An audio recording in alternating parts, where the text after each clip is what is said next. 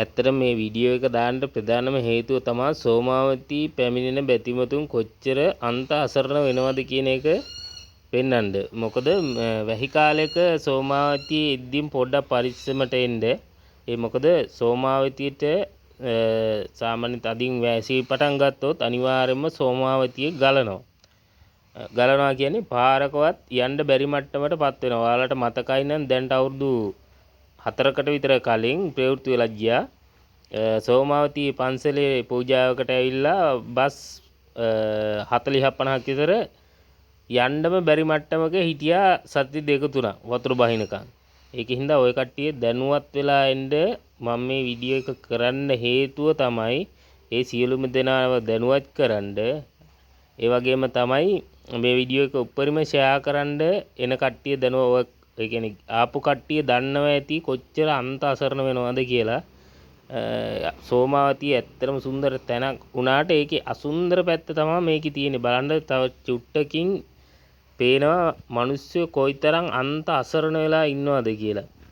ඒ වගේම තමයි සෝමාවතී ආපු අය දන්නවා මේ පාර දෙපැත්තේ සෑහෙන බෑවුමක් තියෙන්නේ. පාර දෙපැත්තේ හිතා ගන්න බැරි තරම් ඒ කියන්නේ අඩි 7ක 8ක බෑවුමක් තියෙනවා දෙපැත්තේ. ඒ අල්ලින්ට ගොඩ වෙන්න බැරි වෙන්න සහ ගම් වතුර ගලන එක නවතින්න.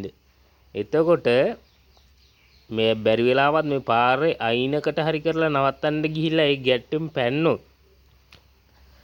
වැහි වෙලාවක මම මේ කියන්නේ වැහි වෙලාවක පැන්නොත් ආය වාහනේවත් හොයාගන්න බැරි තරම් යට යනවා.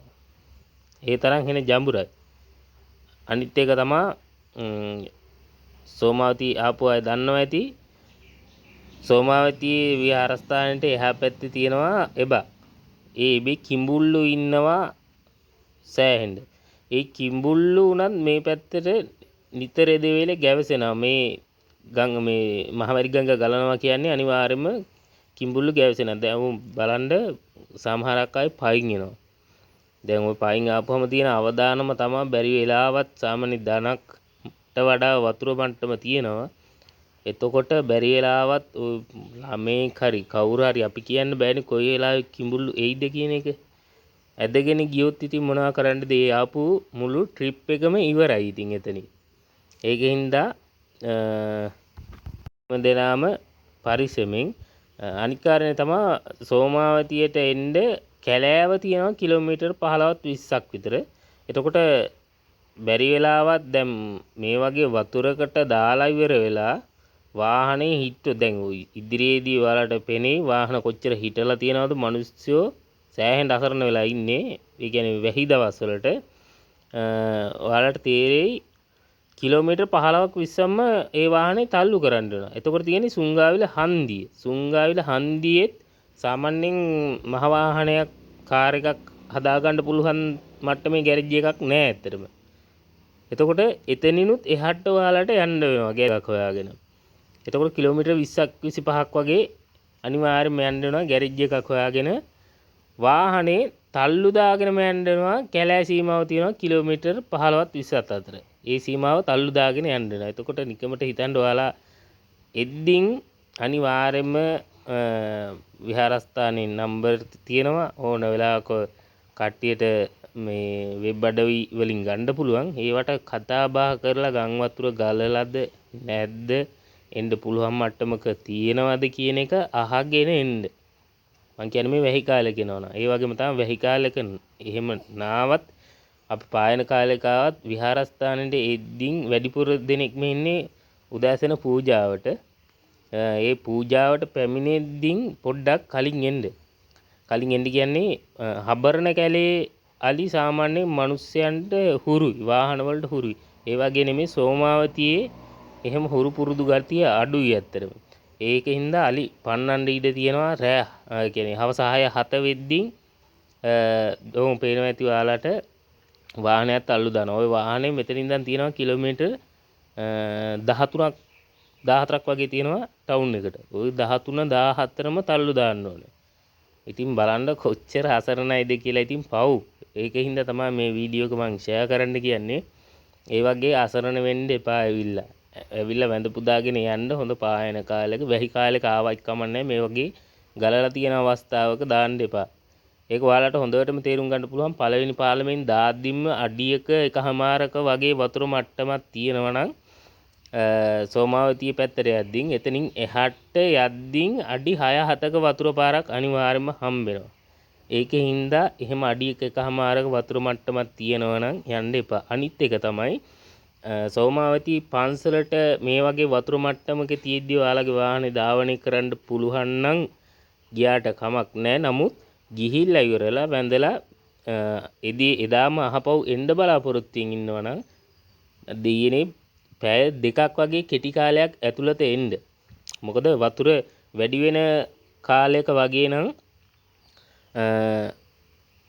වතුර ඒ කියන්නේ පැය 2-3ටත් වාහනයක් එන්න බැරි මට්ටමකට වැඩි වෙන්න පුළුවන් අවංකවම. ඒ කියන්නේ අපි අද්දින් තිබ්බ වතුර මට්ටම නෙමෙයි දැන් මේ එද්දින් තියෙන්නේ. වතුර වැඩි වෙලා තියෙන්නේ. ඒකින්ද හැමෝම දැනුවත් කරන්න. ඒ දැනුවත් කිරීමෙන් අපිට පුළුවන් ඒ කට්ටිය එන ඒ ට්‍රිප් එක ලස්සනට ප්ලෑන් කරලා ලස්සනට ඇවිල්ලා ලස්සනට බලලා මේ වගේ අසරණ වෙන්නේ නැතුව ලස්සනට යන්න පුළුවන්. දැන් බලන්න ඔය දෙන්නෙක් හොඳම පයින් එනවා. ළඟපාතක කිඹුලෙක් ඉඳලා ඇදගෙන ගියොත් ඉතින් කාට කියන්නේ දේ ආපු වන්දනා නඩේ ට්‍රිප් එකම වැඩක් නැහැ. ඒකෙන්ද අපි අනතුරු දැක පෙන්නලා දෙන්නේ නැහැ කියන්නේ ඇත්තටම ඒක අපේ තියෙන දුර්වලකම මම හිතන්නේ. ඒකින්දම තමයි මේ වීඩියෝ කර අපේ පුතා ඒක තමයි ඔච්චර පැහැදිලි නැත්තේ. උන් දැන් ඔය වෑන් එකේ ඉන්න මිනිස්සයා අහනවා දැන් ඉස්සරහට යන්න පුළුවන්ද කින්නමන්ද කියලා. මම සෝමාවතියට විහාරස්ථානෙට වැඩිපුරම යන පුද්ගලෙක්. සාමාන්‍යයෙන් මාස 3-4කට සැරයක් මම අනිවාර්යයෙන්ම යනවා. ඒ වගේම තමයි අපි ගෙවලුත් ඔහෙට කිට්ටුයි. ඒකින්ද ඔය පැත්ත ගැන මම හොඳ අවබෝධයකින් තමයි ඉන්නේ. ඒකින්දයි මම කියන්නේ එන අය කලින් එන්න වතුර තියනවා නම් එන්න එපා. ඒ එන එක නවත්තන්න. පයින් එන එක අනිවාර්යයෙන්ම නවත්තන්න වතුර තියනවා නම්. අනිත් එක වතුර පාරේ ওই මැද ලයින් එක අල්ලගෙන ආවත් අයිනකට නම් දාන්න හදන්නම එපා. මොකද ගියොත් ගියාම තමයි ඉතින් ආයේ. මේ ඊළඟ කාරණේ තමයි වාහනේ ගැන හොඳ අවබෝධයකින් එන්න. ඕම් බලන්න ඔයාලට ඉස්සරහට පේනවා වාහන කොච්චර මේ යන්න බැරුව ඉන්නවද කියලා. බලන්නකෝ කොච්චර වාහන පොලිමක් තියෙනවද කියලා එතන. එතකොට මේ මිනිස්සු වෙන ආසයි ඉතින් සෝමාවතී පුදුබිම වැඳ ගන්න. නමුත් වැඳ ගන්න විදිහක් නැහැ මේ ගම් වතුර තර්ජනයත් එක්ක. ඉතින් හැමෝටම කියන්නේ මේක සෝමාවතියේ ඔයගොල්ලෝ එන්නේ නැතුව ඉන්න පුළුවන්. නමුත් මේක සෝමාවතියෙන් බලාපොරොත්තුෙන් ඉන්න මිනිස්සෙක් ඉන්න පුළුවන් මේ දවස්වල වැහි කාලේ. ඒකින්ද හැමෝම දැනුවත් කරන්න හැමෝටම මේක ෂෙයා කරන්න උපරිම. එතකොට මේ වගේ පෝලිම් වල ඉන්න මිනිස්සු අඩු වෙයි. ඒ කට්ටිය හරි අවබෝධයකින් මේ පාරේ ගමන් කරයි. ඒ වගේම තමයි ওই බහැලා ගමන් කරන එකේ අවදානම නවතී. අපි නිවුස් වල හැමතිස්සෙම බලන්නේ වෙච්ච දෙයක්.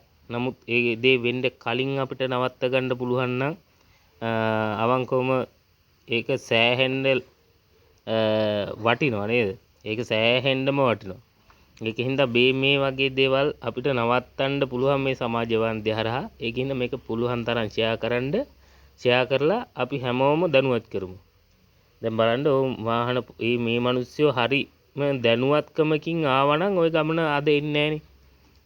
දැන් යන්න විදිහක් නැහැ. ඉන්න තැනක් නැහැ. දැන් සමහරක් වෙලාවට විහාරස්ථානයේ විශ්‍රාමශාලා බුක් කරලා වෙන්න පුළුවන් මේ මිනිස්සු ඇවිල්ලා තියෙන්නේ. නමුත් යන්න විදිහක් නැහැ. එතකොට ඉන්න හිටින්න තැන් ඉන උනත් හොයාගන්න අපහසු කාලෙක මේ කට්ටිය ආවොත් ඒ කට්ටියට ඉතින් පාරේ තමයි ඉන්න වෙන්නේ. ඒකින්ද හැමෝම දැනුවත් කරලා ඉවරලා වෙන්න තියෙන අනතුරක් වෙන්න තියෙන අවදානම නවත්ත ගන්න අපිට ඕන තරම් හැකියාව තියෙනවා කියන එක තමයි මට මේ වීඩියෝ එකකින් කියන්න උවමනාව තිබ්බේ. ඇත්තටම අපි දෙයක් වෙන්න කලින් ඒ දේවල් නවත්ත ගන්න උපරිම උත්සාහ කරමු. thank you එහෙනම් මේ වීඩියෝ එක බැලුවට. ඒ වගේම තමයි හැමෝම මේ සම්බන්ධව අපි දැනුවත් කරමු.